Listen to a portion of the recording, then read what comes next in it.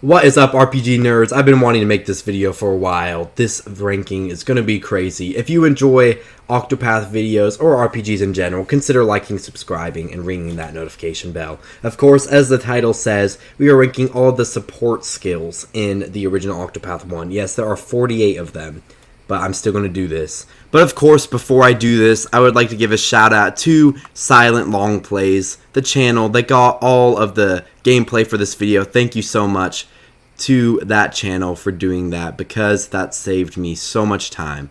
Alright, let's get right into this. I have nothing else to say. In F tier is the one skill I feel like is a detriment to your characters. That is Incidental Attack. I hate this skill. Of course, some people are going to like it, but when I'm stealing or using Collect, it can hit the enemy. So what's the problem with that? It can kill them, because I've been using Mercy Strike to try to get them down like no health, so I can steal or collect a bunch of money or items.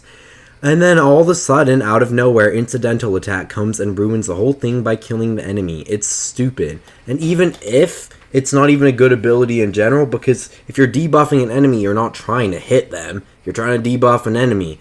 And the hits do like no damage, because they're probably not going to break the enemy anyway. It's just so bad.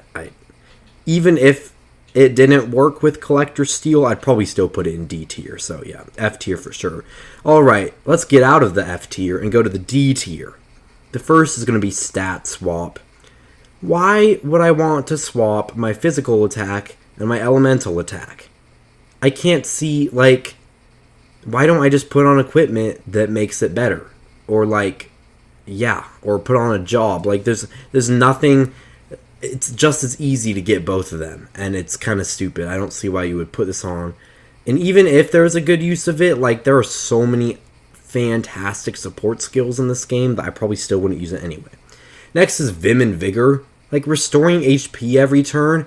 The regen in this game is kind of trash, especially when you can overheal with Saving Grace. And if you really want to do it for some blasted reason, use the ability of the Star Seer that does it, Ethereal Healing. Like, just don't waste a support slot, guys. Come on, you got this. Eye for an Eye. This has got to be like one of the worst counterattack abilities in any RPG I've ever played. Like, it does like no damage, since you're probably not going to be breaking them with it anyway. And I don't know, it's kind of pitiful. It's just making me want Vengeful Blade from the second game.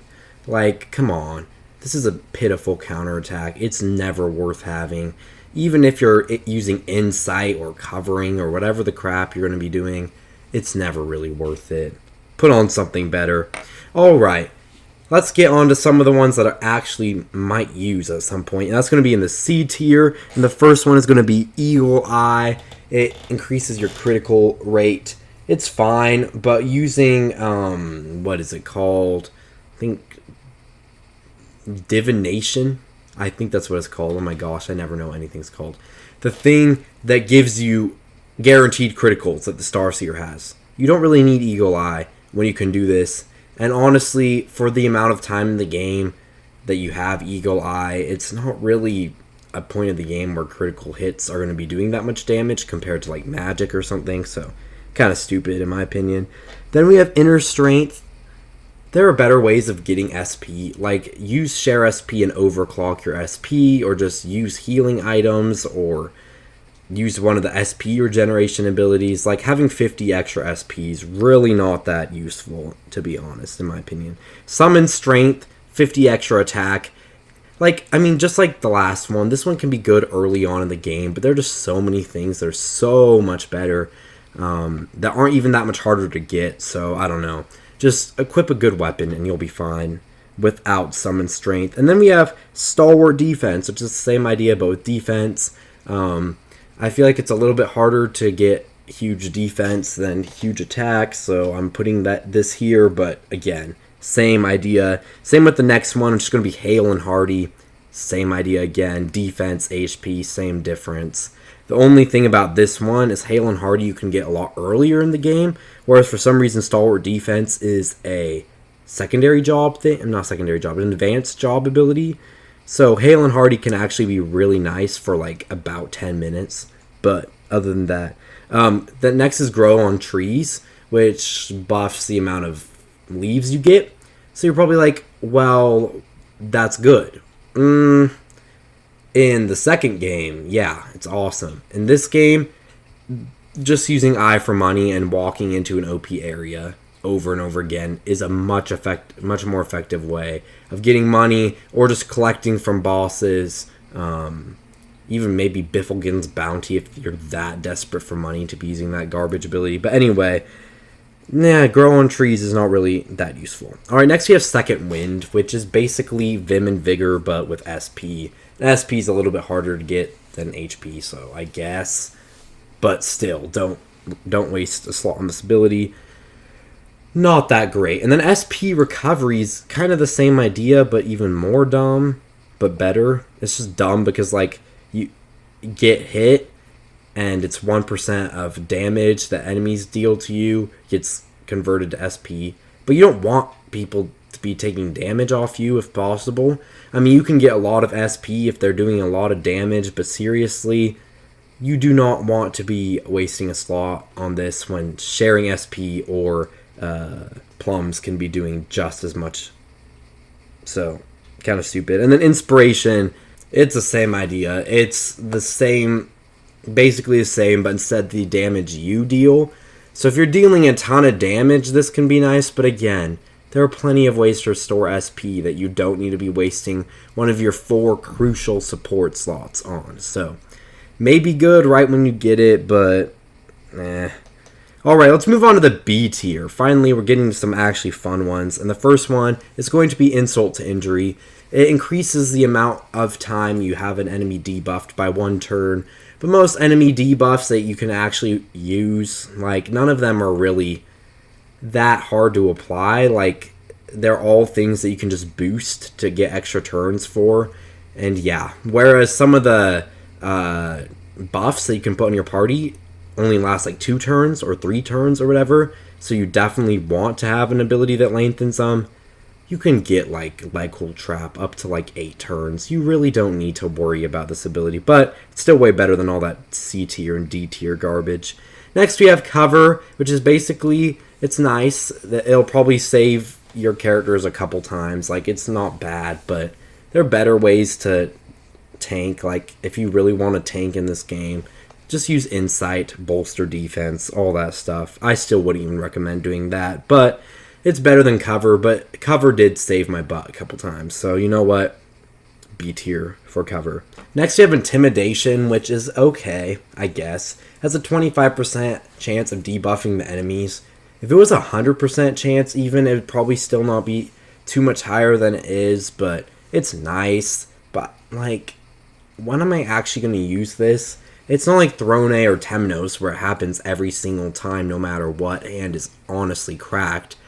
It's just like the weaker Moonlight Judgment or the weaker Blessing of Darkness. So Intimidation's kind of sad.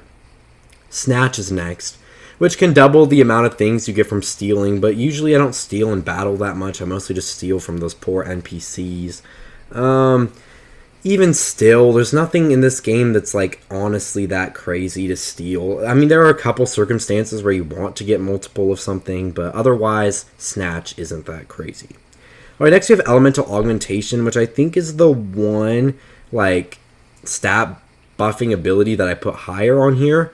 And this is just because you get it so early and it does so much early on in the game to make Cyrus overpowered. However, later on, it's not really that crazy, but, of course, this is kind of a biased thing, I feel like. But just having Cyrus be OP and breaking everyone and dealing a bunch of damage at the beginning is awesome, even if this is a terrible ability later on. Next, you have Percipience, which is okay, but, like, all of these, any game where, like, an ability, all it does is prevent surprise attacks, it's always going to be one of the weaker abilities. It's nice quality of life, and if you're going through a hard dungeon where all you're trying to do is just like get money with Tressa or open OP chests, you should put this on. Otherwise, don't really use it. Yeah, if you're doing an evil ward, like evasive maneuvers, put this on, all that stuff. I get it. I get the circumstances in which this can be good, but just like in every other JRPG that has its ability, come on, there are better abilities. Alright, let's move on to Heightened Senses, which is the same idea, but starting first, which is nice. Honestly, it's pretty nice. But same deal, there are better abilities. Like, this might be nice if you're just, like, going through, fighting some battles, but for any boss fight, it would be literally the stupidest thing ever to put this on, so. Alright, next is Encore, which, after you die, you get revived to the second life with 25% health. But honestly, Hang Tough is a better ability because it can happen multiple times in battle. Just having Saving Grace and having a ton of health is more than enough. You don't really need a second life. I don't know. This is nice to have in normal battles where you're just like winging everything, but there are better abilities, better ways to survive than Encore. Next we have Dauntless, which if you have a status ailment, it increases your attack and your magic attack. It's nice, especially since it lasts indefinitely, so you can like purposely get someone to poison you or something so that you just have a really long-lasting elemental attack, physical attack buff. But is it really that good? No, but like also indefinite stat buffs are kind of fun, so yeah. Obviously there is another ability that literally just gives you indefinite stat buffs, so I don't really know what the point of this ability is, but it's better than a lot of these other ones I've said, so yeah. And then Endure is the same idea. A lot of people probably like this ability more than me, but if you have a status ailment, it like puts your defense in the rafters. But like the only status ailment that it's worth, like if you have poison on, this might be worth it, but everything else you just want to cure right away. There's nothing that you want, like this is not something, if you can somehow find a way to get like Ulbrich poisoned and then have bolster defense and Incite and Stout Wall, like this could be awesome for tanking, but that just sounds way too situational and way too hard to build up when you could just be using Saving Grace. Next we have, what's it called? Second Serving. This is nice, but there are better ways to hit multiple times. There are better ways to, you know, break enemies. But it is fun. It's fun to just randomly be like, oh, now I got an extra attack. But usually, physically attacking isn't the best way to break someone anyway. So, yeah, I'm not a big fan of this ability. Alright, finally, let's move into the A tier. And the first in A tier is going to be Endless Items. Being able to concoct and not have an item being used is nice, or just using an item. But, I mean, the percentage isn't low, but it's also not high enough that you should be, like, relying on this ability for anything. It's just okay. It's a nice one to have just if you're planning on concocting with Alphen a lot outside of boss battles. But otherwise, you don't really need this ability. But some people would love it, so I put it in A tier. Alright, Heightened Healing is nice because it gives you that extra healing and stuff. But honestly, Alphen's the better healer usually than a cleric or whatever, and yeah, I don't know. Like, Heightened Healing is nice, but you don't really need it when there's other things that you can be putting on. But it's always good to heal more. It's always good to, yeah, heal more so that you can be overhealed more with Saving Grace. You get the point. It's good, but it's not as good as other things. Next is Evasive Maneuvers. This is just a nice ability to have. Because if you're just trying to play through the story, which is kind of why a lot of people picked up Octopath Traveler, then, you know, you don't want to be fighting a battle every three steps. Hopefully you're not getting strep throat 3 times. 3 steps, it is, like the encounter rate in this game is absolutely absurd. However, it's perfect with Evasive Maneuvers on. However, also, I was so underleveled by the time I was done with the game, because I basically always had this on, which I fixed with Octopath Traveler 2. But, like, I don't know. It makes the game more fun, but if you're planning on fighting, like, Galdera or any of those, like, super bosses, don't use this. However, if you're just trying to have a fun romp through the game, this can be one of the best skills. Next is Evil Ward, which is the same idea. It just gives you a higher chance to run away from battle, which is super nice in terms of quality of life, and also can really help you as long as you don't get surprised, which is what I was talking about earlier. But as long as you don't get surprised, this can really help you get overpowered equipment and stuff early in the game. So, yeah. Or getting Eye for Money leaves from Tressa. So, I don't know why I said all would have just... I don't know why I'm speaking so weirdly right now. Let's try again with this next ability, Fleetfoot, which I said Elemental Augmentation was the last buff on here, but I've changed my mind. Because Fleetfoot, buffing 50 speed is actually really hard to come across, I feel like, compared to some of these other ones. You don't just get this on like half of your armor or half your weapons. And this can make Aber's Reckoning a very, very OP ability early in the game. So Fleetfoot is nice, but yeah, later in the game, nah. Resist Ailments is very good for a couple of certain boss fights. However, usually just using Rehabilitate is enough. It's really enough just to block status ailments. However, there are a couple bosses where they hit you with the status ailment from the get-go, and you're going to be screwed. So there's a couple times where resist ailments is going to be awesome, and it's nice. It's a fun ability to have, but it doesn't prevent them, and Rehabilitate can do that. So yeah, you don't really need this. Next is Physical Prowess, which buffs your physical attack and your physical defense at the beginning of every battle, but you can just apply these on your own. There's a much better... I mean, this is nice for just randoms, but in boss fights, you want to have something that's actually, like, sustainable, something that you can't just achieve with the dancer. So, yeah. Same with Elemental Edge. It's the same idea, but, yeah. Both of these are interchangeable, depending on if you like physical or elemental damage better, but they both are just kind of mid because you could just put on those buffs. So, yeah. Next, we have Fortitude, which can get you up to 200% extra damage, which is obscene, but you have to be on 1 health. The problem with that, it's nice if you combine that with Hang Tough, but the big problem is in so many boss fights, like anytime you actually need to be doing like 200% damage, you don't want to die because you're going to get owned if you don't. I mean, like, if you can find a way to get hit, hang tough, use Fortitude, and then get yourself back all the way healed up with Saving Grace, it can be really good. And I can see this being great for randoms coming into battles with 1 health and then just owning them. But you don't really need it. It just saves time mostly. And I think Octopath is more of a defensive, supportive type battle system. It's not like all out One Piece Odyssey shiz. It's like thinking, and you have to really know what you're doing. So, and this is just kind of hard to build something around. If you can, though, it's definitely like an S tier, but I personally would rather just have a slower battle that is easier. I mean, that is slower battle that like I can guarantee a win with. So anyway, next let's talk about Boost Start, which gives you an extra BP at the beginning of battle. Just like this last one, it's really good against randoms, but 1 extra BP at the beginning of a battle is going to do nothing in a boss fight. Like, in the grand scheme of things, that's nothing. But being able to Boost Start with Cyrus early in the game is broken. Just, yeah, I mean, I guess not early, but as soon as you get it, I guess. Boost Start can be amazing. Just owning everything with Sorcerer or Scholar or whatever just at the beginning of every battle is nice, but yeah, there's still better things. Alright, now we are out of the A tier and into the S tier, and these are the abilities that you actually want to be using. Okay, first we have Persistence. This ability is awesome.